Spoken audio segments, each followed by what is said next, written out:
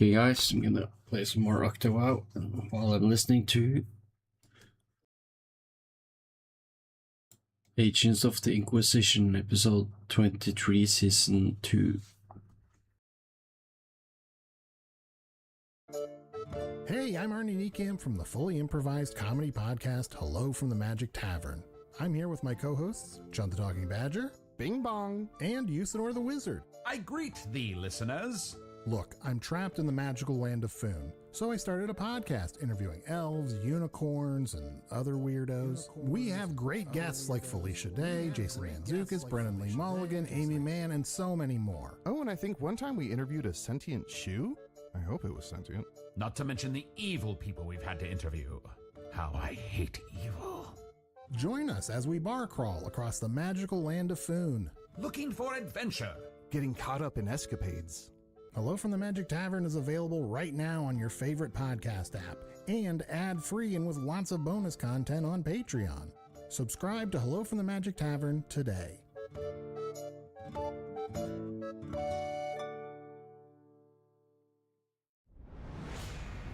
The situation is growing complicated at the hamlet of Fontis on the Tau-dominated planet of Vorix.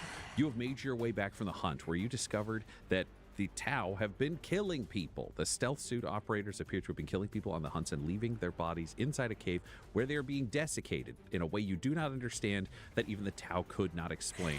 You rode Kroot oxes back to the Kroot Dome, where you discussed the situation with Corel Ophelia from the Aircast, who was very confused, and Porla Alvin, who came in from the Watercast after looking at all of the evidence and with some clever conversational techniques. The Tau have basically acknowledged that their ethereal is either going rogue or they're not sure what is going on with the ethereal, and given you an insurrection drone that is giving you information you need to be able to solve the problem for them, because they as a society are not equipped to deal with it. They have also told you that the Firecast will not be as amenable to this concept as their casts have been, though you're not even sure what their level of involvement will be, depending on how things become violent, if they become violent, in what way. Unfortunately, to win them over, you had to reveal a lot of the elements of the Horus Heresy, which meant Solomon heard them. He's still not sure. You told him they were lies, but that's a question mark unto itself, as he's kind of sunken into himself, though you gave him the task of trying to think as tactically as the judge to draw him out of the well of despair that he was in. At which point, Stevius Funkhauser, the luckiest charmer in the galaxy, brought the representative of the Guavesa gangs here to speak with you as well, and it turns out you've been sent Axel Kane, who is here to talk with you, who is perhaps not the friendliest of human beings, but if you want him to help, you need to convince him how to do so. And his gang, I mean, he's representing all of them, but technically he is running the Mercs with Mouths. He's wearing his space tuxedo. He looks completely out of place with a long last strapped across his back, standing here going, I don't like this. And Morgan, well, she's still wearing a cape with bones all over it, and she's going to flip it back a little bit and give him a long curtsy. Fancy. Good to see you again, my sharpshooting friend. It's nice to see you too. What do you want? You've embarrassed us in front of our grand hosts, left us behind, and now you're here. You're supposed to be hunting. The hunt was over quickly because the Tau fired upon us out in the hunt, and the Tau have murdered many Guavesa. What? And we'll just speed run through you Yeah. explaining the whole case again. Can you roll me a persuasion with advantage? We have a lot of evidence. Okay. Oh, it's I could re-roll this puppy. Hey, come on. Oh. All right. It's a 22. He got a 2. Oh, There's baby. no way. Well, that means, this was supposed to be better. And instead there's just more betrayals by flawed leadership. Exactly. At least it seems only the flawed leadership, which the Tau would like our help with, in not so many words. Okay, so what are you going to do? We need to get to the ethereal. Stop saying we. Say I, and then I'll see if I agree with you. I say we because I would like to use your superior intellect to discuss what we are going to do. First of all, no one uses Axel Kane. I'm in charge here. What would you perhaps desire of me and the other Guavesa? Well, we have heard that there are special drones that can say where all the firecasts are.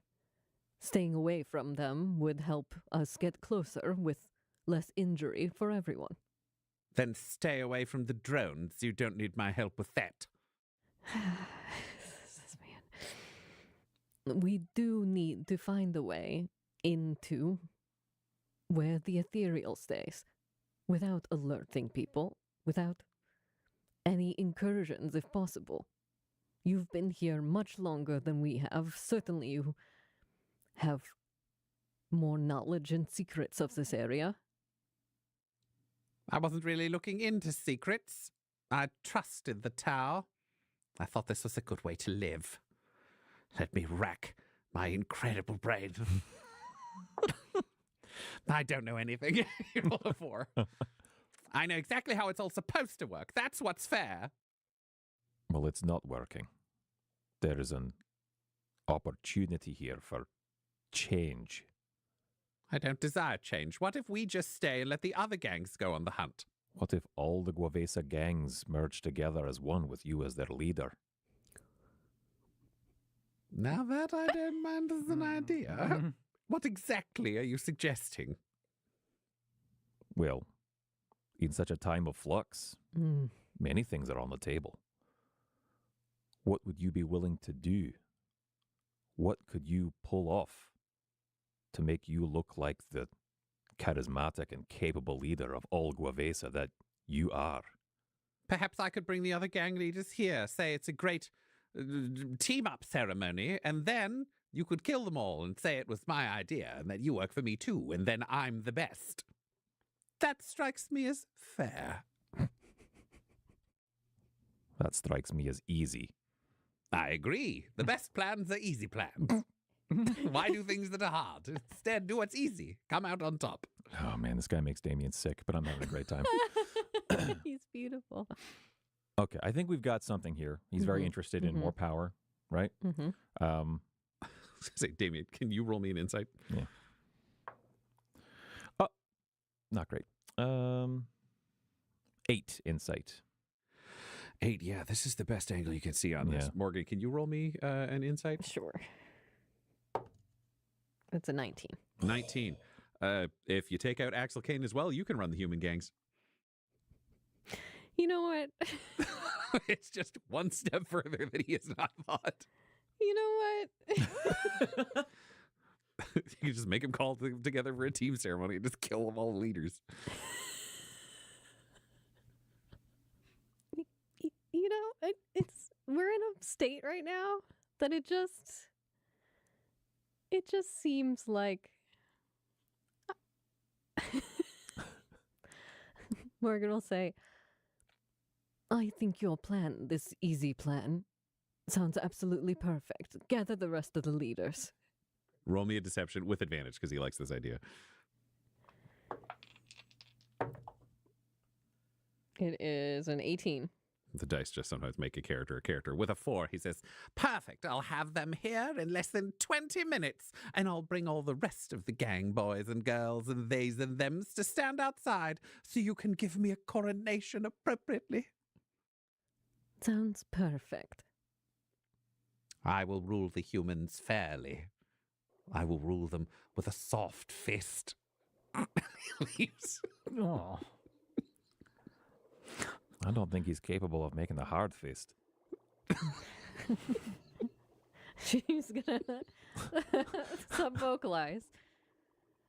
Both of you agree that these humans have turned against the Imperium and joined with the Xeno scum.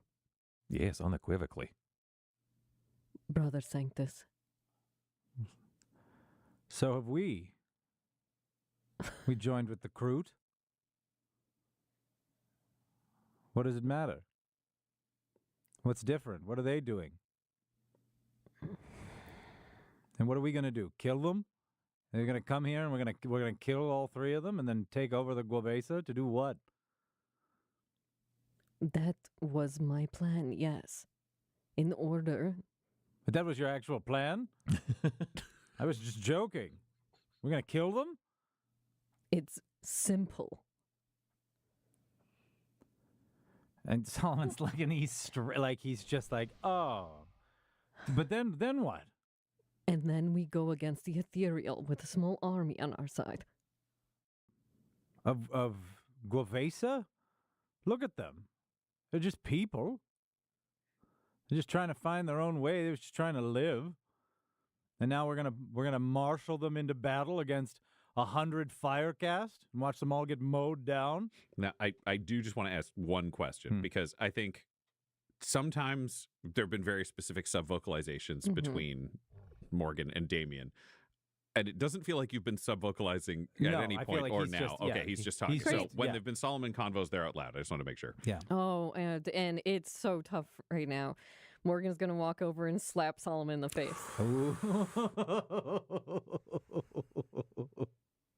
Yeah. Yeah. Light him up. You forget yourself. And that, like, you see it, like, jar him a little bit. And he for a second, I think you would see, like, that sort of righteous anger. Mm-hmm. That's flash, what Morgan wants to across see. his face. And then... Are you a champion of Jericho? Or are you one who consorts with Xenos? I'm sorry. I am a champion of Jericho. I forgot myself.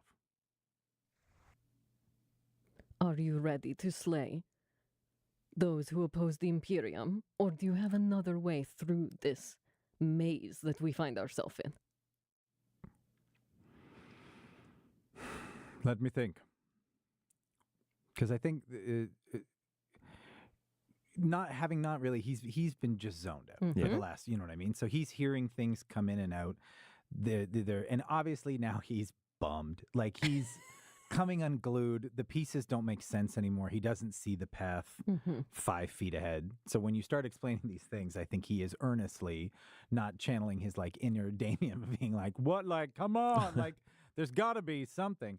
The plan would be that we would take the Guavesa, kill the 3 leaders, use the Guavesa to as a dupe army as we like insert into the.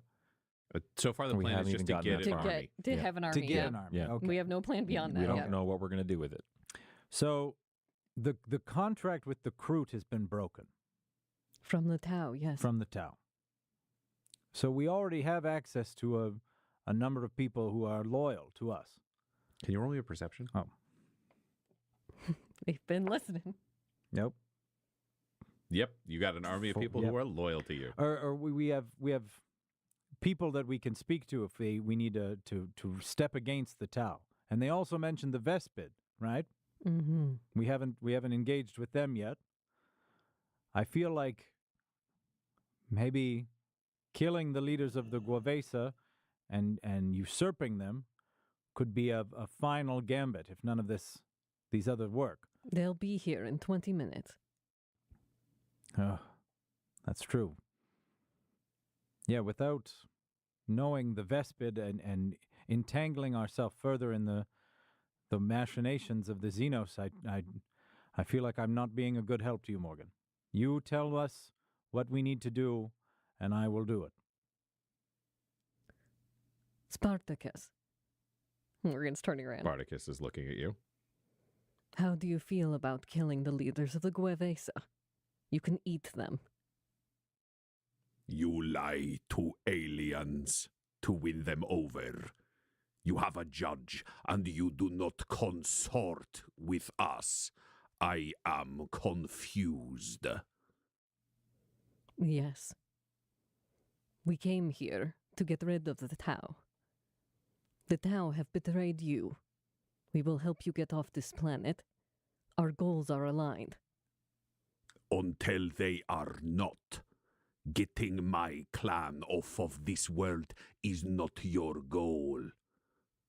Once I know a hunter is untrustworthy, I know they will leave me behind to take the prey. I trust him. And he points to Solomon. Not you. Morgan will nod and then look over at Solomon. Do you consort with the Kroot or no? You who carries your Bible with my blood within it, written in the quills of our children. You who has absorbed the legacy of my brother Doomsurge. You who became a clan of your own.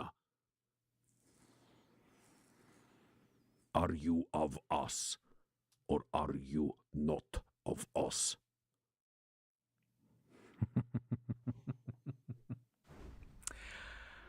Oh, man.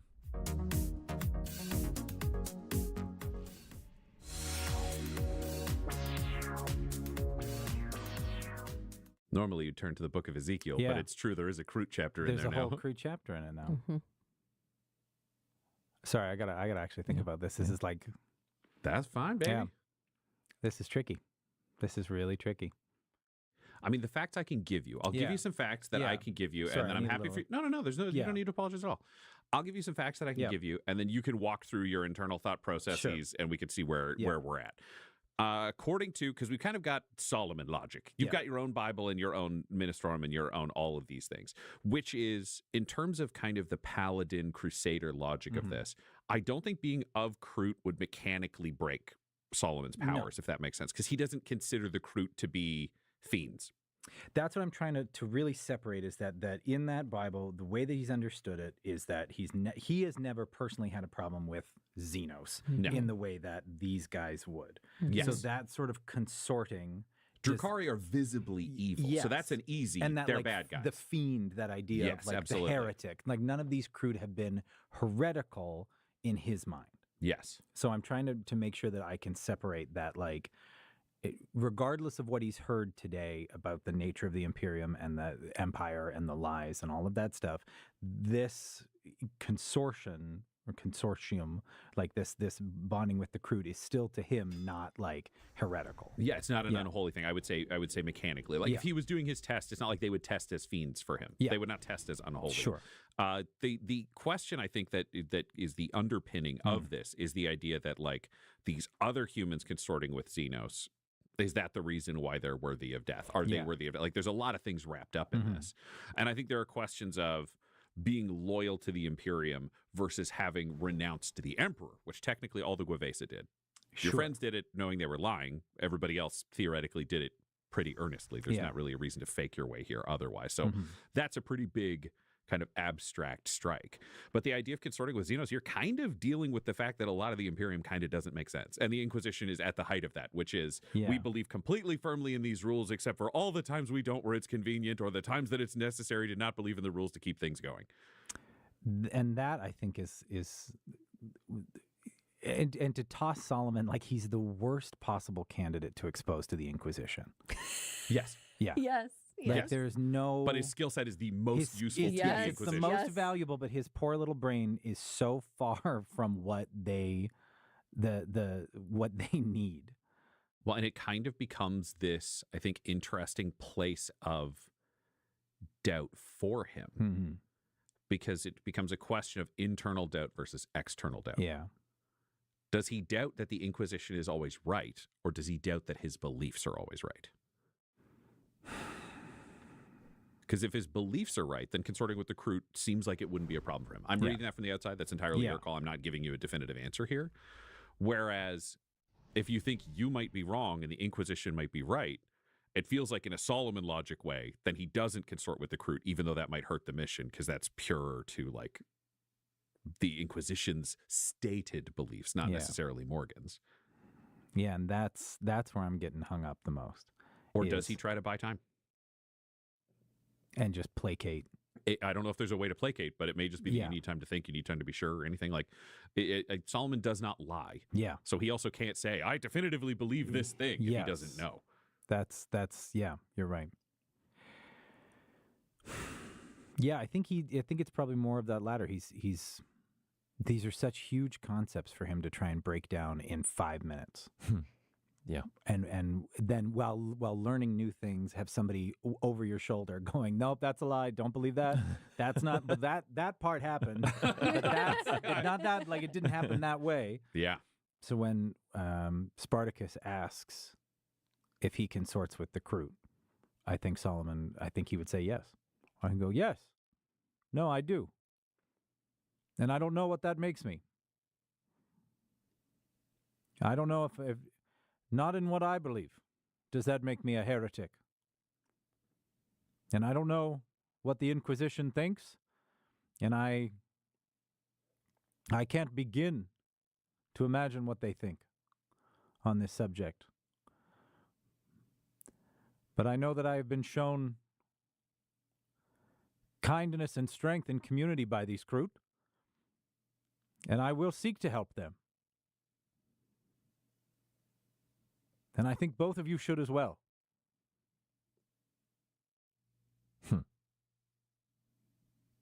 Morgan is giving a nod while meeting Solomon's eyes, but she seems pleased. She seems... Damien crosses his arms, but doesn't protest. And I hope you will take our word on that, Spartacus. I will take your word on that, brother. You are of Kroot, and we will stand with you. Your word is true. And Solomon will do the same thing. Yeah, just kind of claw to claw. Yeah. Excellent. You are a hunter. That's what that makes you. You are honorable. You are proud. You are free. You are you. Do not bow to contracts that are not worthy of you. Do you want to kill the Guavesa leaders and make their packs your own? No. Then the Kroot will not take part in the killing of the Guavesa leaders. Convince them. Lie to them like you would the alien. Yunus. Understood. Excellent. Would you like to leave them to their lies, and perhaps you, with your true heart, can speak to the Vespade? And he spits on the ground. Yes. Yes, I would. Let's do that. I will walk you to the hated hive, brother, because you I will follow with to the end. As to you, Spartacus. Let's go. We will not find blood on our sand, He says to Morgan, and he turns and escorts you out. Morgan, you're left with Damien, with Solomon having been escorted out by the Xenos he is consorting with to go negotiate with other Xenos. Yeah. Morgan is giving Damien a look that Damien has seen a few times, which is that, like, get a load of this. Like, can you believe this? Can you believe these guys? Just another chapter for the book. Oh, man. It's another. Can you believe this crazy person over here? Everybody gets a These turn on this planet. These boys. Because I think that it's, you know, Morgan feels very much like they will have to rein him back in. I think Morgan started out feeling very bad because Morgan's gambit in speaking that stuff in front of Solomon was, Solomon's so stupid, I'll just tell him it's a lie, he'll be fine. Which, coin flip. Fair. Yeah. Like, reasonable coin flip. Totally yeah, fair. and so I think that was her initial, and she felt bad until he started getting uppity, and then that's when... Uppity. Uppity? Holy I love shit. Morgan's take on this. Yeah. We put uppity on the record? My God. Solid speaking from the core of his beliefs about empathy, and she's like, what an uppity asshole. Which, for the record, she does, and keep going. It's great. I love it. No, and I think that's the difference is, like, the places that her faith in the Emperor and the Inquisition lie are in the mission, and this driving force of, like, not something that she's described to everybody here specifically, but, like, if we fail, everyone is dead. So it really feels like her to be this, like, greater good thing. And for someone to be like, I care about 4 people is ridiculous to Morgan, but she's not thinking in that way. But I think that him speaking about it with that empathy, that makes her feel like a righteous sort of faith of, like, he's so naive. Even getting this, like, tiny bit of information, it makes him more small and naive. Mm-hmm. versus how she feels about it. It like grinds her into this diamond of faith that she has found her own way. And I think she sees that sort of thing in Damien, that Damien doesn't know all of the information, but the pure faith in the Emperor that is at the core, she trusts that that's like the fire that's still burning in him. Mm-hmm. And so standing there with Damien, regardless of how he feels about it, she feels like they are at least one in this, and that they will be able to get Solomon back. But she turns to him. Do you have any thoughts of how to approach these leaders? And he kind of shakes himself out of just the intensity of the moment, feeling like we're losing our champion. He's also not on the other side of this Horus Heresy thing, right? Like he hasn't been confirmed as a diamond or a naive child either way. He hasn't come out the other side of it yet. Well, And yeah, I think it's like Morgan's galaxy became very big, but she's very sure of this small diamond she is that cannot be shaken by it. Yep. Solomon, the galaxy threatened to be so large he could get lost, so he's kept the galaxy small. His worldview is there. And Damien is stuck in a very big galaxy, but he's not sure where he is in it necessarily. Hasn't been sure for a while, or every time he thinks he's sure, he's proven wrong. But he was asked a question. It would seem killing is off the table. Unless we take them out of the sand. Aye. Then we're, out in... Public, yes. So probably not for the best. So the easy option is out. Okay. Axel Kane still thinks that's the case. That means we could turn the others on him. Have them sort it out their way, make sure it's just not on Kroot territory. That would cause potentially a power vacuum, civil war amongst the gangs. Could also just mean one cleanly absorbs the other. Like this, now it's working, what the hell? Power of the mercs with mouths evenly. Maybe we... I was... Well, I'm not sure if you're still here, Outpost, but I asked at least, how is your day? No, this is not... Can you hear me now? Damien, that's perfect. What is any of that? All of it. Well, then take it. I can't make sense of it. This is all just... Like this, 1, 2, 3. All the pieces. I don't win consistently. Well, I haven't learned how to play it all yet. But don't worry, I'm a master. Bro, you're still here. I've been waiting for the right time to join the conversation. Didn't get most of it, but I'm here for the regicide. All right, Stevius. We're going to try and cause unrest among the Guavesa leaders. It's gonna be pretty easy. You've got 4 gang leaders in a room. But we can't spill their blood in this room. No killing. Great. You got a plan on how you want to turn them against each other? Or should we just roll those dice? Boxcars every time. No weapons allowed in the gang leader meeting? Yes. Makes sense to me. All right, that's a start. I suppose all we need to do is... And Morgan pulls up her data slate and plugs it in and plays back the message of Axel saying, "We're gonna kill them all." Yep, that'll do it.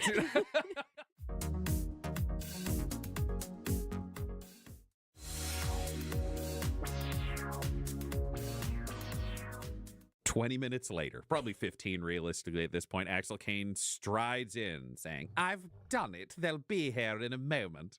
And he goes to take a position inside the door. You're outside of the kind of arc of all these bone piles. There is enough of an entrance where you can pull out some of the kind of various bone and wooden seats and other things that are there. So everybody has a place to sit, but you're not necessarily having their meeting at the central fires of the Kroot that start to involve the clan in a way you may not want to do with both Spartacus and Solomon missing.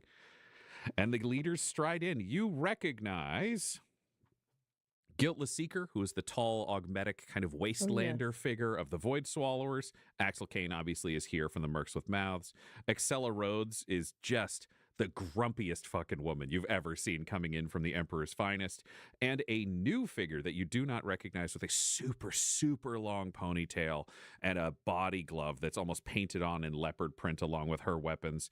And she says, Rael Chaos Strider of the Old Chaos Forged. Rael became the leader most recently, what with the falling of Duvur at the hands of the Tau. Oh, that's right. I forgot about that. All right, so you sit there and you stand behind them, he says to Morgan. You sit there and you stand behind them, Stevius, and you sit there and you stand behind them, Damien. And now I'm going to do a little presentation. What I think we should be doing as the Gavesa. Everyone sits down. Mm-hmm. We've got a big plan. Now, kill them now, he yells, pointing at all of you behind them on where they're sitting. Now, do it! Do it! Make me the leader! As you can see, Axel had plans to kill all of you. This isn't fair! We had a deal! He was making underhanded dealings and attempting to take control of all of the gangs. What? You're not just supposed to say it!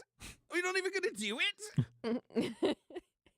And Morgan is just going to jump out from behind and grab Axel and just try to kick him down onto the ground like, I've captured him. Okay, I'm gonna make you roll the athletics to knock him down. I'm pretty sure you can do it, but I just want to know. Can I do acrobatics? How acrobatic is it? It's like I am putting my leg out in front of him and tripping him up, and it's like a dance. Like I'm putting him down on the ground. It's Cirque du Soleil, Yes. spin kicking him down. Okay, yeah, sure, that works for me. I know, it's a 9. He gets a nat 20 and he goes, not today! And he spins out and runs. He's just out of the gate. Well, it seems that his gang is vacated. Excella Rhodes looks up at you and says, he's surprisingly good at getting away. Running's the only thing the man's ever done well. Running and attempting to cheat, it seems. Yeah, he doesn't win much. Don't know how he ended up in charge. Seems like most of the leaders kept dying on the hunt. Are you all going to allow him to get away with that? How are we supposed to stop him? If we do violence out there, the Tau take us out. And by take us out, I mean we're not allowed to be here anymore, and we have Tau elect 2s. We're basically screwed. You might be screwed anyway. And Damon would like to take the remaining leaders through the conspiracy of the Tau up to this point. All right. Roll me a persuasion with advantage. Whoops. 21 persuasion. Oof. The elected Guavesa get a 5. Oh, boy. Excella Rhodes has quickly stepped into being the leader of this group. You realize Axel is a bit of a mouthpiece for his gang, but they all accept and seem to look to Excella. At this point, she's the one who's been around the longest actually running a gang. So she is speaking for them. She looks at all this evidence and goes, yeah, this is a problem. Somebody get Axel back in here. And Rael goes outside. You send Romeo, see her talking to a drone, and then Axel just like slyly and unhappily is walked back by 2 of his own gang and put into the meeting. Well, hello, everyone. This is not my fault. It was supposed to be quick, and they betrayed me. Yes, we know. You're awful at this, but we've all been betrayed by the Tau. They haven't betrayed me. You need to shut up. You're going to do exactly what I tell you, or your gang is on the outs. How? Great, you're my gang now. Sit over there and shut up. You're going to have to relay this. What are we doing? Damon's looking to Morgan. Sorry, Morgan. That's all right. We need to get in to the Ethereal's headquarters. I mean, that's one way, or you need to get the Ethereal out. Also true. Whichever you think would be easier. Well, if you think the Firecast are the problem.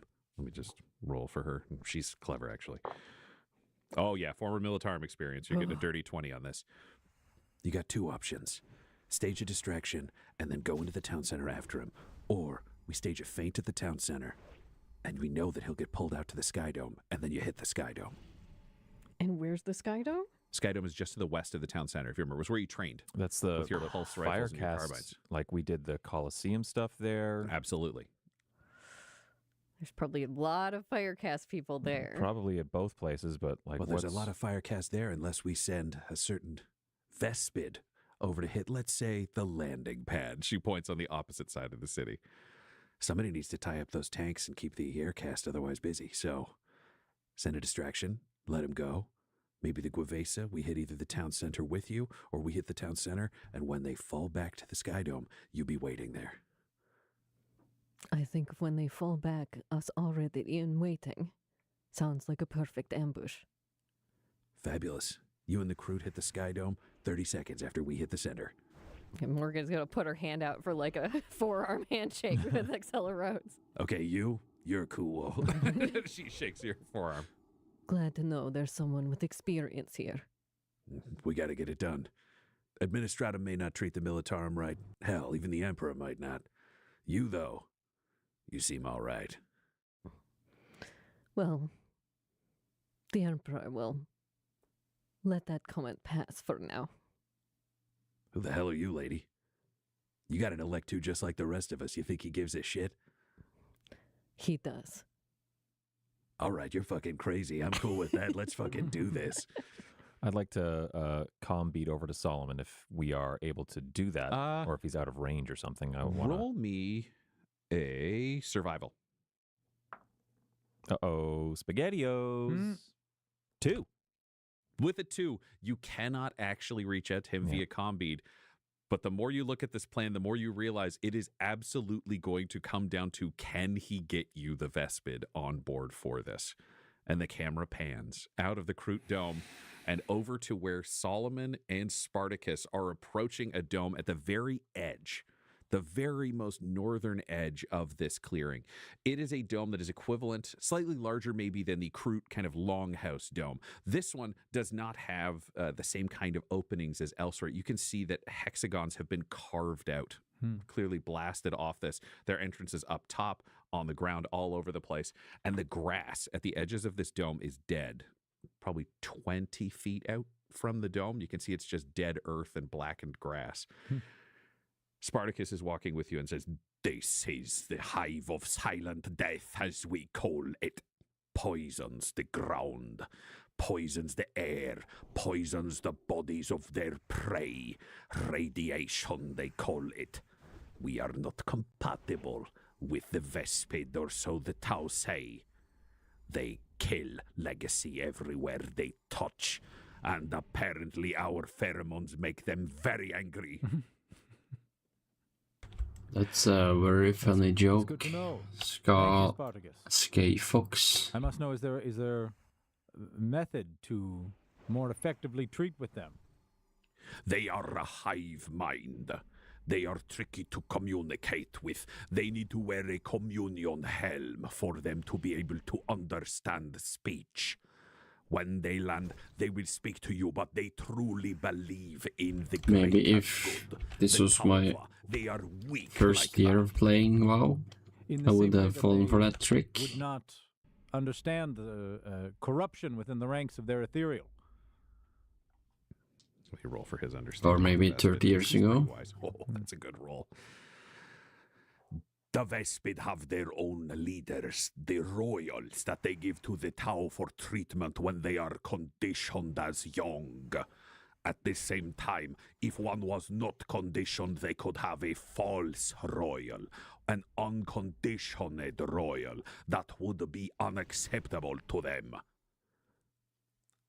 A broken leader is not outside of possibility within the Vespid.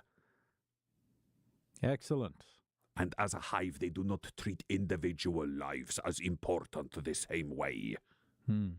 They also don't have names. Oh, that's good to know. Thank you. The Tau often give them codes. If you are speaking to one of their commanders, it will either be 044, 7D7, or 542. I look forward to not remembering those. That will be a struggle. It will be the least important part of your conversation. Excellent. I Again, took this slate. It has the evidence you may need to show what you have seen. thank you, Spartacus. You truly have been a good friend, a brother. We are of each other. I will stand here. Hello, Tamara. even though Good it makes morning. me very angry. Or maybe it's evening for you now. Or I will stand some ways away so they know I am supporting you, but I will not make them very angry. Yes, good. Excellent. Thank you. I will continue alone after this. Excellent.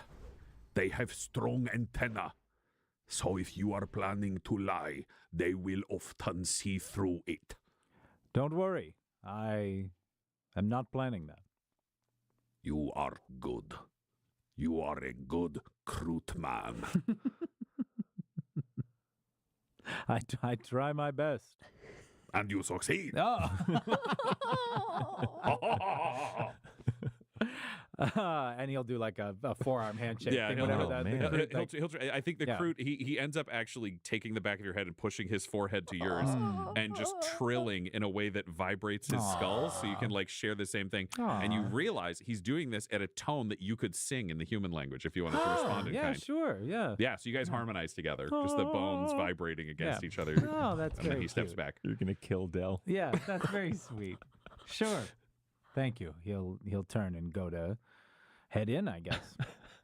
Great. You walk up to the front of the hive, and there is no immediate response. Fucker. Inside, you can see there are kind of sticky, almost beehive-style walls. It's clear they've honeycombed this whole building the whole way through. Oh, wow. With there are some doors. You're not sure if they're nictating membranes. You don't know yet until you go in. You could speak here. You could enter. What do you want to do? Yeah, he'll, I guess, just like knock. If it's like a closed how is your doorway. day It's going, open to go Tamara? in, but you've got the door frame. Oh, And okay. then Oh, there's damn, like it's so probably many 6 feet in. You copper. can see Sure. a kind of gooey door that is Yeah. covering the whole hexagonal hallway. He'll step just to the sort of precipice of that opening and say, Vespid Hive, I wish to treat with you. My name is Solomon Gale Doomsurge, and I come as an emissary of the Guavesa, the Kroot. And he thinks about saying the Emperor, and he stops. The Guavesa and the Kroot. Can you roll me a perception? Just an 8. You hear some buzzing in the distance. You're not sure exactly what is being said. It's as though you're hearing 1,000 bees through an apartment wall. Like it's through drywall. You can't make it out super clearly, but it's there. And the hexagonal door in front of you rises up. You can't tell if it's physically being lifted, if there's some kind of structural membrane in there, but it rises up and you just see a pitch black tunnel in front of you, lined and hexagonal, perfect as though it was made by bees, dripping some kind of honey-like substance that makes the air smell sweet. But at the same time, you can feel the heat of the air. There's something pressing upon you, and you're realizing there is radiation here, clearly. That's what's killing the grass outside. You're not sure how long or how healthy it is for you to go into or stay in this hive. But you're a son of the Emperor, and your augmetic eye can see through the darkness. So you enter into what the Kroot have called the Hive of Silent Death. This episode of Agents of the Inquisition features the voices of Del Borovic, Guy Bradford, Josh Halbert, and Tyler Hewitt, alongside Dungeon Master Ryan LaPlante. This episode, No, the was episode edited is and mixed by finished. Laura Hamstra, and Need to Agents of wait the 1 or Inquisition 2 weeks artwork for was next. created by Del Borovic. Our theme song is The Hordes by Megan McDuffie, and our ad breaks use the tracks No Control and Chiefs by Jazzar, whose music was provided by freemusicarchive.org.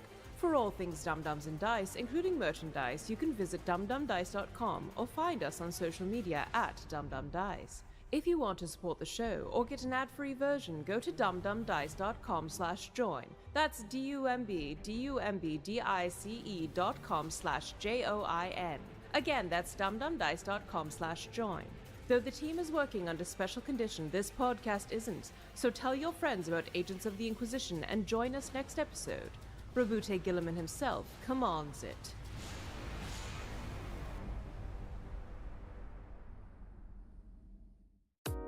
Dum Dums and Dice has to give a special thank you to the supreme beings of our Patreon at this time, George Dolby, Gavin and Abby McDonald. Grandma Likes D&D, Alan. Madre de Gatos, Garbo Ape. Sam Schaefer, Dia de los Hoodless. Squishy Werewolf, Funky Head. Accent Therapeutic Services in Florence, Kentucky. Lael, Jordan Oliver, Richard Wright. Brittany Fenwick, Megan Werner.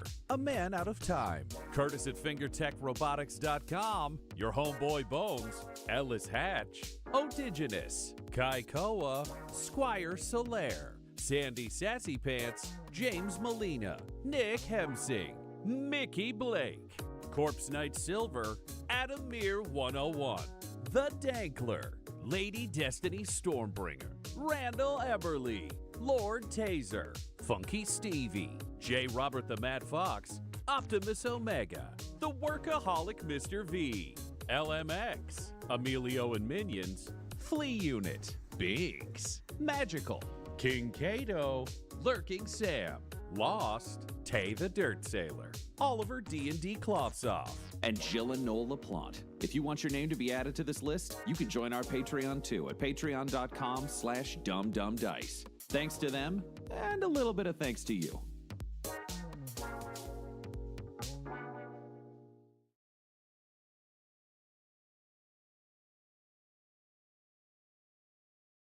Okay, I'm gonna find a new episode or something to listen to.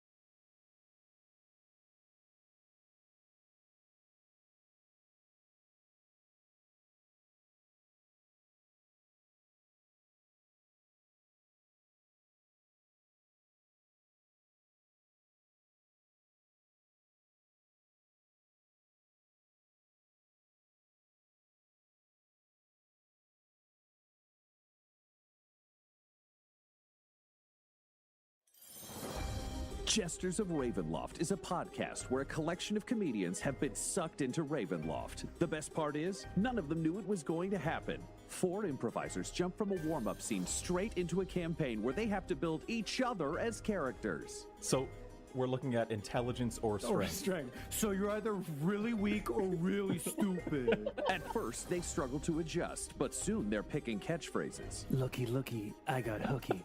Quoting Hook. Facing down nightmare monsters. There was a man with a horse and flames and flying swords. Not really learning much about where they are. Inside Ravenloft, there are hundreds and thousands of individual domains. I'm stuck in one of those. And running into our special celebrity guests. It's me, Werner Herzog. Did you rap on The Mandalorian and then get sent to Ravenloft? Jesters of Ravenloft releases 2 new episodes every Friday, so journey into the mists with us now.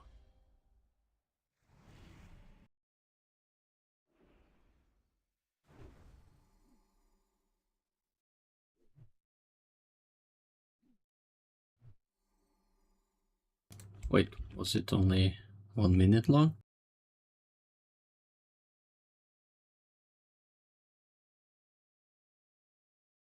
Hello, everybody. I am Ryan LaPlante, the DM, and I'm the only person who knows what the hell is going to happen because none of these players know anything about where we are going. No character sheets have been handed out. They do not know anything about this game. So I want to start before we dive in with a bit of a warm-up to just get everybody's kind of nerves freed up a little bit. So we're just going to do an easy improv scene. So we're going to say that the 4 of you are at the Edinburgh Fringe Festival. You are on stage as an act. It's one of the big places to go and do comedy. Adam, what is the name of your sketch troupe? Wet Change. Wet Change. Yep. What a name. You've had your set. You've done a number of sketches. You're closing in on the end, and it's time for the big closer of the night. Tyler, what is the name of your closing sketch? It's just called the Pie Sketch. The Pie Sketch. You've gone to Edinburgh. You're having your big night. There's a big crowd. You're performing the Pie Sketch. Guy, what is everybody wearing? Dell is not performing. Dell is your behind-the-scenes design thank wizard. God. So, Thank God. It's a series of Chippensdale's vests, sans pants, just hanging out. Chippensdale's vests, no pants.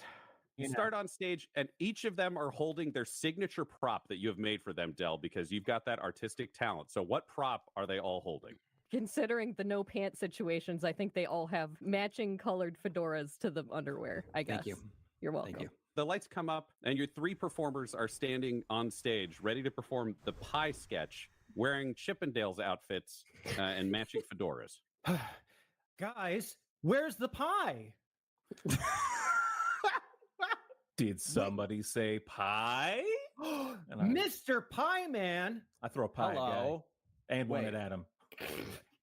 Hey, I'm the pie guy. I heard you cry out that you wanted some pies, and I brought some pies, but I hid them somewhere under my hat. Well, let me go and bend over to pick up my hat. You won't see anything untoward when I bend over. Del, you designed the outfit. What's he revealing? A tiny rabbit sock puppet. Hey, Mr. Pie Guy, Yeah?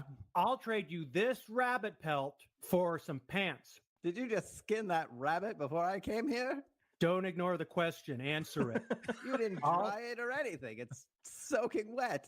Look, son of a bitch, give me pants or I'll skin your rabbit. Look, the way that pants work is that you eat the pizza and then the pants happen. But I'm not Tyler, just going to give can you you roll me a D20? That's a 7. You think this is going great. Let it ride, baby. Let it carry it forward. Yeah. I have been throwing pies at both of them this entire exchange. And the whole thing is they do not acknowledge that they are being absolutely destroyed by pies. Del, can you roll me a D20? Oh, okay. 17. You know that this is tanking, and you just remembered that if they don't start riffing a good bit, this sketch dies. So you have control of the lights. How do you signal that they need to wrap this up with the famous closing line of wet change? For one thing, we got pyrotechnics. Also, there is a line that I can pull and makes pants on a string like come out like a curtain. Like a clothesline? Yeah, like on a clothesline. So I'm pulling the pants out and then I'm hitting the pyrotechnics and I just yell from backstage, "Whatcha!" That's the sound that pizza makes. The pants, the pizza, the rabbit, it's all come together. How can I ever pay you? It's interesting you said that. You can pay me in wet change. And there is a mediocre round of polite applause from the audience as you stand on the stage. Only all of you feel what you assume to be a fog machine come on, and this cloud swirls out around you, which you know isn't planned. And Del, you look around backstage because that doesn't make sense because you didn't turn on the fog machine, and it just keeps pouring out and billowing to the point where you can't see anything. And you all take a step forwards and you hit trees, these barren, disturbing trees around you. And rather than walking out of the mist as you move forwards, the mist recedes and draws back. And you find yourselves standing in your Chippendales vests with no pants and fedoras, having been dragged into a medieval realm. The thing I didn't tell all of you about your characters is you are your characters. Super. No. God, you couldn't have said we had +3 plate armor for our little sketch. And then the other thing that I'm very excited about, because no one really knows themselves, but their friends do, which means none of you are deciding your own character sheets. Everyone else will be deciding your character sheet. This is Ryan from Slightly More in the Future. Our band of heroes spent about 40 plus minutes building each other's characters on air. Stuff got weird. If you want to check it out, you can find it on YouTube. The big things are everyone gave each other proficiency in religion for some reason, except Del, and they all have a bunch of weird things in their pockets. But most importantly, now that that's done, we can send you back to the story. You step out of these broken woods to see the sun setting in the distance, and in front of you is a large, ramshackle, unpredictable medieval town. Everything is asymmetrical, everything is strange. And as you look left and right, you see other figures staggering out of these woods as the mists roll forwards and recede. And when you look into the distance, you can see almost a wall of mist that is keeping and encircling this town and the surrounding lands. In front of you, these people are approaching a crowd of a number of figures, all brightly and differently dressed, some injured, some healthy, some what you would consider human, the majority not. You are all wearing Chippendale vests with no pants and matching fedoras, except for Dell, who is dressed like Dell normally, but just all in black because she was backstage. Yep. What do you do? Take out my cell phone. What are our bars? Where the fuck are we? 0 bars. No clue what's going on. Hold on, guys. Let me try and see beyond the mist. I have this little lighter. I have this little lighter here. Hold on. Let me just use it. Can you roll me a perception? All righty. That will be a 6. You do not see anything. The mists are far away. The light is falling, and you have a lighter. Yeah, that makes sense. Sorry, guys. As you see the mists recede, as the final figures come out of them, the mists are pulling further and further back, and you're beginning to hear spooky noises in the woods behind you. Well, I'd like to move away from those then. Moving away from them puts me further towards the town, is that right? Correct. You can see the figures that were apparently there before you, other people. Everyone else is dressed that you can see in what you would know as a medieval fashion. Some of it would seem very Ren Fair or cosplay-y. It's outside the realm of normal, but like a fantasy movie. Some of it seems vaguely Lord of the Rings, but not, consistently unto itself. Tyler, can you roll me a perception check? Yeah. Not good. Perception 12. 12. When you look around as you are staggering away from the creepy noises, you see amongst the barren trees and other gnarled and disturbing elements of the woods, a perfectly formed and shaped laurel wreath, just in the romantic style, sitting on the ground. I have taken off my fedora and am covering myself with it as best I can, but I will approach this wreath if it's caught my eye, and I'll walk right up to it. Tyler is covering his crotch and approaching a laurel wreath on the ground. What are the rest of you doing as you see the townsfolk welcoming in the figures slightly ahead? I'm basically just rubbing my arms back and forth, trying to keep warm, because I'm pretty much just completely naked and cold and scared. So I'm looking for warmth. I'm being like, shouldn't we try to run into the mist? Because that's where we came from. Shouldn't we run into it so we could go away from this place? And I want to try to catch some mist. Okay, can you roll me, Adam, a sleight of hand? Sleight of hand, okay. So I rolled a 2, and my dexterity is 1. You reach out towards the mist as though you can catch it. However, you had delayed because you weren't aware the mist was going to recede at such a supernaturally fast rate, and it is hundreds of meters away from you into the woods. So you just extend a hand towards it mournfully, thinking maybe you missed your chance. Dell, what are you doing? I'm in denial. This can't be real. Like working for the sketch troupe already was kind of nightmarish, and it was gonna be over. So now what is happening now? I'm like, wake up. This is not real. This isn't one of those pre-show nightmares. Can you roll me a wisdom saving throw? Yes. That's a 16. You are smart enough to remember the things that you normally can't look at during dreams. You know how people say you can't see your hands, numbers don't work, those kind of things? What do you look for to see if this is reality or dreaming? I'm pulling up grass on the ground and Storm touching, Winds, trying if to I touch can things that are learn. solid and real. Touch grass. Or first I I gotta can be touch grass. melt everything you're I on your have hands and here. knees, and this is real. No. This Oh, is no. happening. You have none of those signs. Oh no, no, oh no. Tyler, you are heading towards a laurel wreath while protecting your crotch. What do? I'll pick up the wreath. Great. You pick it up and you start to hear a humming. Just a high pitch, like... I pull the wreath to my ear. Is it coming from the wreath? It is coming from the wreath. Can I figure out what or how it is humming? It's not clear. This just looks like a laurel wreath. I'm going to bring it back to the group because I'm the only one who's been walking around. I'll carry it back. Hey, Tyler, what's with the wreath? I don't know. It is making a noise, and I can't figure out why or how that's possible. Can you guys hear it? Or am I crazy? And I'll hold it out. Can we hear it? Can you all roll me a perception check? 1. 18. 18 for me as well. I got 9. Adam and Guy, you don't hear anything coming out of it. Okay. Dell, you do hear a little bit. Tyler, it's the clearest to you. I don't hear anything there, bud. You sure you didn't hit your head when we came through Narnia there? Yeah, after we crushed it on stage with the best comedy show Edinburgh's ever seen. No. High five, high five, high five. Don't. High five. It's embarrassing. Don't. I can hear it, Tyler.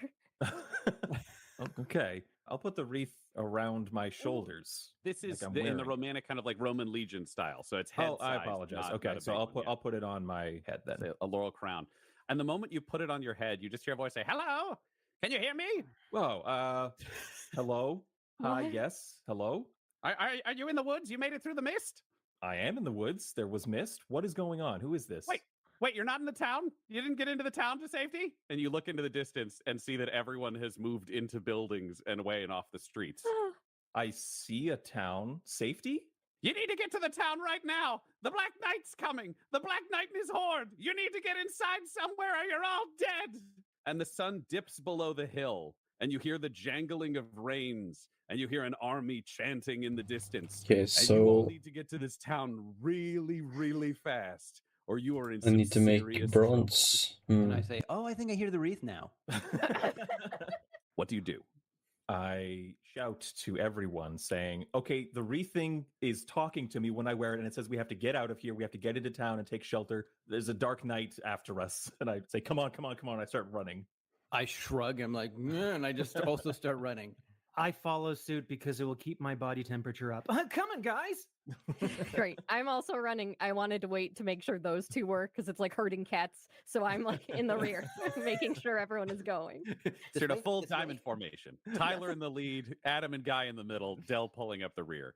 You are running into the town. The streets are twisting and turning, seemingly illogically built. You can see broken windows and torn open doors on some buildings that are abandoned, and the ones that remain have been reinforced. You're seeing boards hammered over windows. For a lot of you, this would look like zombie prep. If we were to say that the woods are the west of town, you are hearing the sounds of gibbering monsters coming from the south. Where do you want to go? Do you want to head north away from them? Do you want to try to go across town? Do you want to try to yank your way into buildings right beside you? What's your plan? These are monster sounds from the south? You're hearing chanting. It seems high-pitched. It seems strange. You come from a world of, one might say, not monsters. So I don't know what you would think a monster would sound like, but comparable to film versions of chanting hordes. I don't know, guys. There's not a lot of people here. Maybe the Fringe Festival audience has gone southbound, and they're singing about how great we did on stage. I don't think we're there anymore. I think this fucking sucks. Are there any people around, like people that we can see in these buildings, or is it totally empty? Can you roll me a perception check? I'm looking as well. Can I roll also? Yeah, absolutely. Yeah, okay. I just got a 15. I got 17. Oh, there's a nat 1. As you look at all the buildings that are boarded up around you, and you can see that is approximately every third building, you can see people looking through, clearly all trying to sneak, but they are all hiding very poorly. They are clearly all watching out into the street. I would very much like to speak to some of these people, maybe ask them what's up. Can we like wave someone down who's like looking at us? We're like, hey, let us in. Sure. What are you going to yell at them? Hey, let us in.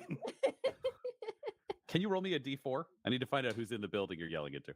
I rolled a 2. And you just hear a voice from inside go, "Rah! How do we know you're not with the Black Knight, rah?" We have no pants on. I take a step back and I remove the fedora that I've been holding to my crotch and I just stand like T-pose like, what does the horde look like? Right? Not that. You got me. And you see a door crack open in the front of a large, thickly stone-walled building. And a head peeks out that looks like a combination of a bird of prey meeting with one of those creepy, I think they're Skeksis from the Dark Crystal. And it just looks out and says, "You can come in here, right?" I snap out of my funk and be like, let's go. And I run inside. I'll follow you, buddy. I look at Tyler. I mean, if those two are going in first, I like our odds a little better. All right. I'll go in. Going in. Definitely didn't want to be first, but yeah. And you all end up inside a humble home. It has been constructed clearly to the scale of its owner. All of it is very homespun, wooden. There are a couple of low lights. And next to you is standing, for those D&D fans out there, but not you because you don't know the term, it's an Aarakocra. It's a giant bird person. This one leaning towards turkey vulture with sharper claws, fully dressed in a leather ranger-style Aragorn-looking outfit with a large bow in its hands. And it just says, you made it. Were you out in the woods? What? Well, we're... Oh, I'm sorry. I didn't mean to be rude. I'm Smokewing, right? I lead the Rangers. Oh, I'm Guy. Hi. Hi, this is Adam. This I'm is Adam. Tyler. This is Dell. Hi. We're kind of a comedy troupe. We just had a great show. Are you barbarians? Do you do feats of strength? We do feats of comedy. Guys, let's whip up a pie and show them how it's done. Can we do that? I got pizza in my don't know if pocket. That's a great idea. Everything's scary enough already. Hello, Smokewing. Thanks for letting us in your house. Are we going to die? Not if you fight well, right? Are you ready for the ambush? What? No. Ambush? Well, you're in the ranger part of town, and the Black Knight squires are coming. Grab weapons, right? Looking around, Are there do I guns? see? yeah. Yeah. Are there guns? Can you all roll me a perception? Roll for gun check. I'm That's a natural 1, 20. baby. Oh, Guy and I at opposite 20. ends of the spectrum. I got a 6. Oh, I got 11 plus Okay. 2. Plus what? 13. Dell and Adam, you look around and just see what you would expect in an average hobbit's home. So you're going to have to take a selection of what you think is reasonable to exist in that environment. Tyler, you can't stop staring at the bird person and don't pick up anything. You're just remaining unarmed. Guy, what do you picture in your mind as a weapon you would want? I just think of a really nice bow and arrow, lacquered wood, very long, curved, glossy. Great. Everyone else goes to search the rest of the place, and you're the only person who looks as you shut the door, and you see a second bow of smoke wings next to the door that you can pick up. I'm sorry, Smokewing? Right? Yes, right? If we're going to be attacked, could I use your... Oh, yes, please. Thank We'll need all the you. help we can get, right? You got that right, Smokewing. Okay, guys, I got a bow. What do you have? That's a giant talking bird. Yeah, we're in Scotland. No, that's not normal. None of this is normal. What the fuck is going on? Dell, Okay, what did bird. you find? I've got a wooden chair. I'm going to hold it by the back of the seat and I'm going to Nice. keep shit away from me. I got a wooden chair. Perfect. Adam, what did you pick up? First thing, I would have ran into the kitchen, so I think he had a really nice assortments of fruits. So I pick up a fruit basket, and I'm kind of holding it. Can you roll me a d6? Okay. 1. It's a wicker basket filled with apples, but that's what you got. You are all standing by the door as Smoker says, right, you need to be quiet now. You need to be quiet. It's time for the ambush. Oh, I am eyeing all of these boys. Who is ambushing us? Why are you a bird? Tell us what's happening. Adam, shut the fuck up. Ambush away, right? And he shoves open a window and soars out with wings wide, firing the bow really furiously. Oh, wow. And the front door is kicked in, and you all see 2 squires of the Black Knight burst through the door. Both of them are about half the size of you all, or 2/3 the size of Adele. They are wearing almost parody Black Knight armor. It's been strapped together and bolted together. It's been beaten with hammers. It's very cheap and crude, but they are both carrying hooked swords and little wooden shields, and they just yell, "Fire knights!" And they immediately lunge forwards to attack. Roll initiative. Oh. I've also noticed I don't have an armor class. I don't know if that's intentional or not. Oh, your AC right now, because you're all just wearing street clothes, is 10 plus your dex. Okay. 6. I got a rolled 9. Total of 11. Tyler, what was your score? I think it was also 11. Adam will technically go ahead of you because you're scared of the bird person, so that feels Makes like a sense nice to me. Yep. logic solution to this. Up first, Adam, you are the closest to the door and you are carrying a wicker basket, and the first tiny evil squire lashes out at you. How many apples do I have? Roll me a d10. How has it come back to Adam and apples already? Oh, That yeah. took no time at all. 2. You have 2 apples in your basket. You had more when you started, but you ran out here in such a fury that most of them fell out. So there's this little knight running at me with a sword. Yep. I throw 2 apples at him, and I go like, no. And then I throw the basket at him. You don't get to throw the basket yet because that can happen on your turn because that'll actually do something. The 2 apples do nothing to stop him. He's in full plate armor, plus he gets to go first. Adam, how could you throw those apples? Those are forbidden from the word of God. Oh, That's man. that religion proficiency coming into play. JC will save me Where with would you like these to fly to? righteous apples. Adam, you take 5 points of damage. Oh, God. Oh, shit. From the slash of this sword. You'd all thought this was a bit absurdist and a bit outrageous with these miniature knights and the bird person. And this is the first time it really hits you all that you are in battle and the enemy may be tiny, but they are very happy to kill you if they can get away with it. Oh, God. Where's my health? Right underneath your initiative, speed, and armor class. You'll see your hit point maximum. That's 11. Yeah, so you lost 5, so you have 6 left now. Jesus. So, like, what? He just slashes me across the face? Slashed you across the chest with a sword. Yeah, he just came in. God. Holy A big fuck. red line across your torso. You are next. You are holding a basket. What do you do? Jesus. So I'm bleeding out of my chest. And I'm like, I just scream. And then I try to put the basket over his head to like blind him. Okay, I'm going to need a sleight of hand. 6. You reach out like in Skyrim, hoping you can just put the basket over the shopkeeper's head so that you can rob him of his life. However, he reaches up with his shield and bashes it aside and just goes, "Rah!" And you see black teeth as his breath hits you in the face. Tyler, what are you doing? Oh, man. I mean, they're in here. I'll go for the guy in the back. I'm just going to try to tackle him and make him an easier target. Would this be a grapple or are you looking to try to like knock him over? A grapple. Like I'm going to try and hold him. So let's get a strength check. Strength and athletics if you've got On some there. athletics? Okay. Total of 16. You dash forwards and grab the arms of this little squire that is fighting devilishly against you, but you do have a solid grip on it. You're holding both of its hands, one with a sword and the other with a shield. And it's just shrieking. Hit him! Hit him! Just shouting at the top of my lungs, holding this angry little puppet. Nell, what do you do? Oh, I'm coming in with the chair to this guy's head, trying to hit him while Tyler's holding him. Great. Give me an attack roll, and you can take that one with advantage. So you get to roll 2 d20s and pick the highest. 17. That definitely hits a trapped tiny Black Knight squire. Can you roll me a d8 and add your strength? I think my strength is nothing, so. It's better than -1. I got a 6. All right, you do 6 damage to this little beast. Get fucked! Yeah. And your chair smashes as you go across it. So you now have a club, which is a simple weapon. So you get to have your additional bonus for that. And it does. Well, that doesn't help you. It does the same as unarmed. That's stupid. It does 1d6. I'm going to say 1d6 and you're proficient in it.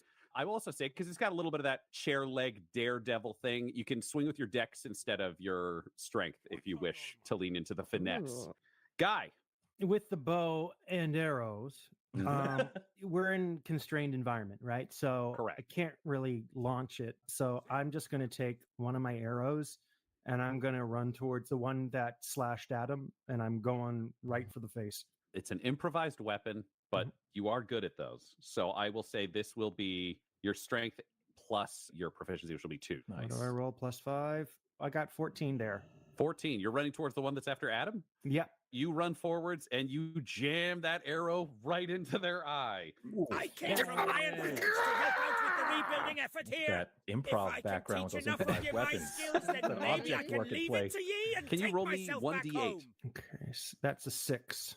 The first squire is struggling mightily, covered in blood with an arrow jammed into one eye, looking at Guy and Adam, just going, It is done. But the one that is just going to try to break out of your grapple, Tyler, can you roll me a strength and athletics? Total of, oh my gosh, 18. It's the strongest I've ever been in this game. Yes! Fight or flight taking over. It absolutely cannot escape. It is desperately trying. You see it's dropped its sword and it's just trying to bring one hand to its mouth, and it can't quite get the hand there, but it's struggling. I'm miles away. I'm not here anymore. Just somewhere else, just hit him! Just screaming. Meanwhile, the other squire turns, having been stabbed through the eye with an arrow, and slashes its sword towards you, Guy. What's your dex bonus? +2. +2. Okay, so your AC is 12. It is a nat 1. It swings the sword at you. misses you as you dance back, because you are a human bow and arrow, hits the sword into the floor and bumps its head into you, accidentally pushing the arrow all the way into its brain, killing its last remaining health point, and the squire falls dead. And then I go up to his body and I go, looky, looky, I got hooky. Just quoting Hook. Quoting Rufio. And that's real because we know about that? Yep, you do that. That happens. Adam, what do you do as Guy yells Rufio at the body of the squire you have just brutally seen murdered? Also, you've been stabbed. Yeah, so I guess I'm covered in blood and I'm like, I'm bleeding, because I'm not good around blood. And then a guy stabs him in the eye and there's more blood on me. I'm like, ah, and then he dies on the ground. And I use that like secret strength that I have, the mom strength. I use my mom's strength and I grab another fruit basket that he has and I keep hitting the dead body with, I'm just like, it's like, mom's strength, you can't, you won't. I just keep hitting the dead body. Can you roll me a strength and athletics? All right, well, I rolled a 5. What's your athletics? 0. So 5. Yeah. You hit this squire with the basket with all your might, trying to summon your mom's strength, but your metaphorical children are not in danger. You do not do damage to the body, and your wicker basket is still intact. How many apples are in this one? So soft, the wicker doesn't even... None anymore. They've all bounced out from the mom strength. This is him with his reserve strength. Just so if anybody else needs to know for the purpose of the scene, there are a lot of apples around. You all have access to apples.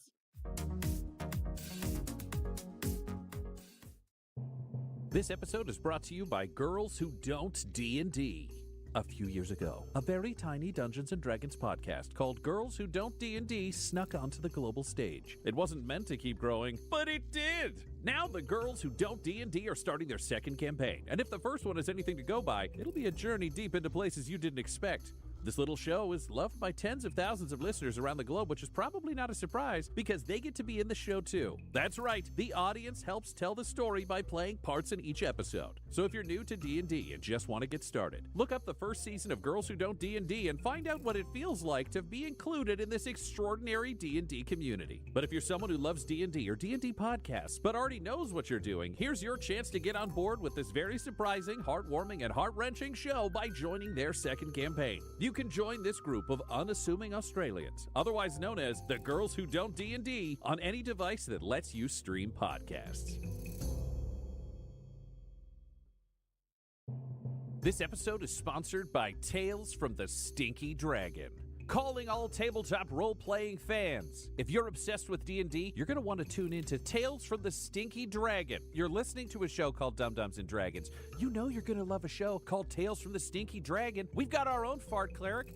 Apparently, they've got a fart dragon or something. You're going to find out, though, when you go over there, because Tales from the Stinky Dragon is an award-winning D&D comedy podcast hosted by an all-star team of writers, comedians, and voice actors. Join along for an auditory adventure with immersive sound design, an original score, and gripping stories set in a fantasy world. It's suitable for all ages, yet full of complex characters that'll make you laugh and cry. It needs to be experienced by everybody. You will fall in love with Tales from the Stinky Dragon, so please discover why Tales from the Stinky Dragon is so fragrantly fabulous. Check out Tales from the Stinky Dragon anywhere you listen to podcasts or on youtube.com/@StinkyDragonPod. Tales from the Stinky Dragon. It's stinky.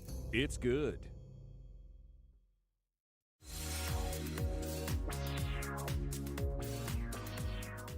Tyler, you've been yelling for someone to help you by hit this creature. Adam instead attacked the dead body. What do you do? I've got him. I'm holding him. I'm going to try and wrestle him to the floor, I guess, and hold this guy in a way that he's still open for a beating. Great. Get in there with athletics. Oh, now we're getting to Tyler rolls. 12.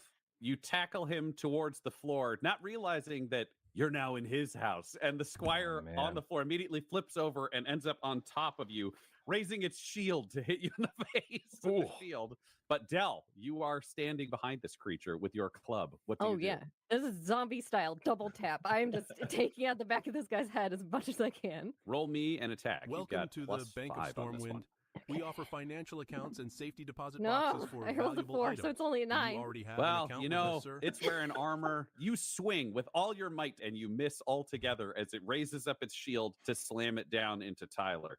Tyler, can you roll me a wisdom save? Save is +2, 12. It goes to bring the shield down on your head when you feel the laurel crown just yank your head to the left, and it hits into the floor and misses you by an inch and then raises it up again. Guy, what do? You've made your first Rufio kill, and now Adam is savaging the corpse. All right, I let Adam go gorilla crazy, and then I get the bow, and I get the part that's not the string, the wooden part. I love the anatomy of bows. I basically come behind the squire. I basically pull it at his neck, and I try to choke him out. All righty, let's go with. Oh man, this is an improvised roll if I've ever heard of one. Athletics. I think that's it. I would give you sleight of hand if you wanted to try to be fancier about it, but Okay, well, I rolled a natural 20. You lean forwards, you wrap the bow around this tiny monster's neck, pull back, and the head pops off and sprays blood all over you and Dell and Tyler. And I just put my face over it and drink it like it's a fountain, like, This guy. Oh my god! Just Bruce Campbelling all over it. You succeed in doing that. You are covered in blood. Can you roll me a con save? This is an 11. Yeah, you don't throw up. Like it's you engage with it with your trademark intensity, and it happens. That's for killing Rufio. Oh man, I think I try to scramble away from this, and there's just fucking apples everywhere, so I'm just tripping on apples and falling on my ass. It's just. And when you all look out into the street, you can see through the open door and open window that the squires are being pegged with arrows from the left and right, from the rooftops. You've realized you're at the edge of a battle that is ongoing. Among the squires, you see nightmare dogs. They have the bodies of mastiffs, really thick, kind of pit bull bodies that are running forwards. But instead of a head, they just have an open, chomping mouth with two eyes, one on each of their shoulders as they dash forwards. And you see heroes with swords and other combatants stepping out. And then you hear the clumping of hooves, and you hear a terrifying neigh, and flames shoot up at the distance of the street. You can see almost like a pyro effect, and you see all of the defenders break. They turn and run. The heroism is gone. They are just sprinting. Can you all roll me a stealth check? Oh, no. Okay, well, the Google Dice Roller gave me a 19. Nice. And my stealth is +2, my skill. I rolled a 17. I got a 15. My total is 7. Give him a break. He's hurt. There's something extra funny about it just being us. I get up and I'm just like, Magic Birdman, save us, Magic Birdman. Unfortunately, the Black Knight rolled a 20 because the Black Knight is terrifying. And you just see through the window and through the door into the street outside, you'd see a sword fly like a bullet forwards and pin a halfling to a wall. And you see another sword fly forwards, knock aside a shield from the person it was thrown at, and ram itself through their neck, and the body falls. And then both of the swords fly backwards towards the source of the light, and you hear the tread of a war horse's feet on the ground, and you see a skeletal horse stomp forwards, and on its back, in onyx black, stained, terrifying metal armor covered in spikes, this helmet turns to all of you and looks into the house with glowing red eyes and says, "Tonight I come for them. Tomorrow I come for you." And he raises his sword high and flames shoot out of his horse's eyes, and he throws the sword again, keeping the other in hand, and rides down the defenders, leaving you in your blood-soaked living room with no one else around and no other enemies. What do you do? Guys, did you ever see Berserk or read the manga? Yes. No. Okay, I don't think it's good what's happening. I don't know about you guys. I'm going to get some clothes that are warm and that cover up my nethers, and I think we need to find some other place to go. Was he talking about us? Yes, he was talking looking about at us. you. I'm bleeding. Help me. I both hands just clutch my head where the crown sits, and I say, "Hello? Hello?" I'm going to give Tyler some Tylenol. That should probably help with his wound, right? Well, I'm fine. Give it to Adam. Here you go, buddy. I need help. I'm bleeding. Adam, here's a Tylenol for your headache. My chest is open. I need a doctor. Okay, so I take off my little Magic vest. Birdman, help me! I take off my little vest and I place it on Tyler. Sorry, you're giving it to me again? No, you're giving me the Tylenol. You're giving me the vest. We're gonna die. We're gonna die. Let's get a medicine check from everybody. Everybody, roll me a medicine. It's a 16. I rolled a 4. 7. It's an 8. Oh no, it's wet. It's really bloody. I have a total of 6. Dr. Dell, Adam, Guy, you continue to panic. Tyler, you realize God this damn, I need to take a shower. It's so damn warm here. wrap it up and move The second floor. away from the open living room. Is there like a tablecloth on the table or something that I can just yank? Okay, I just grab that. I just put a big, almost like toga sash on you, Adam, but it's all cinched up around the wound. And I say, that'll be fine for now. You're going to be okay. Okay, everyone hug me. Quick. I just need a hug. Yes, I will. I will hug him. Hugs. Yeah. Just hard. Hug me But hard. I love you, buddy. Arms around him, but also clutching my head. Hello? Hello? You helped us before. Hello? Hello? Can you all hear me? Yeah. Oh, I mean, I can. No one else can. Because you are all touching, you can all hear the voice that comes out of the crowd. Oh, who's that? This is the voice that I heard telling us to take shelter. You all made it into town like experts, and you're all safe. Excellent. We're gonna die. One of us is pretty badly hurt. I mean, I told him it's fine, but Magic that shouldn't Headman, be are you a problem. doctor? You're all warriors, right? You're all the deadliest folks from your realm. What? No. We're No, really we're funny. Comedians. I draw things. No, I made a specific reach. I needed to bring champions, so I summoned 4 people from the only realm I could bring through the mists. That one stupid one where no one figured out magic. And Yeah, hello, Tamara. Gonna stop soon. I need to take a shower and think I'm gonna go to bed since I'm never want to be because it seems completely insane. gonna drive for a few hours tomorrow after work to the cabin. Knights, I imagine, maybe barbarians. No, we are artists. Yeah, struggling artists. What the main kind? Too. Yeah. Yeah, and we're poor. You paint? Yeah, sometimes. Well, we paint a picture on stage. Yeah. Yeah. When you say warriors, I think you're describing like cops, but like any asshole can be a cop. So you're assholes who go on stage? Well, I wouldn't think so. call myself an asshole. Yeah, But we're not cops. We're not. I am not a warriors. cop. We're not Can you military. you should send us back. You got it wrong. You should send us back. Oh, No, Yeah, that's a good idea. I Good. used all the magic I had. We're committed now. You Get 4 are my more. champions. Send us back. Get more. You Dell, 4 have to be my champions. Yes, Dell, you're used to drawing the fantastical. With that breadth of knowledge, do you know what we're talking to right now? The only thing I can ascertain is the whole berserk thing. Like, when you're in a crapsack world, you die. You don't want to be here. You want to think about it, imagine it. You don't want to be here.